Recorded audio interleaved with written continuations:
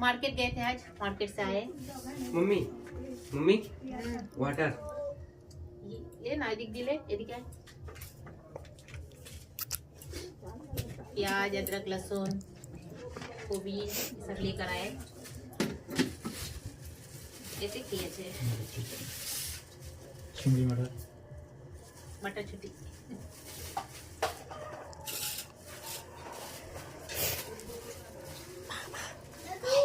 हाँ सुबह टाइम नहीं मिलता है। हाँ बिस्कुट तो शेष। हम बोला बिस्कुट खाए ना अच्छा देखिए मेरा बेटा के लिए क्या लेके आए, बैडमिंटन खेल रहा है अभी बाहर। आज मेरे माँ कली के लिए आया बॉल। এটা বড় মার বড় মাইল লেগে এটা এটা বড় মার এক্সারসাইজ করবে হাত না, না হাত এক্সারসাইজ করবে। ওইটা এমনি করে ধরে देखने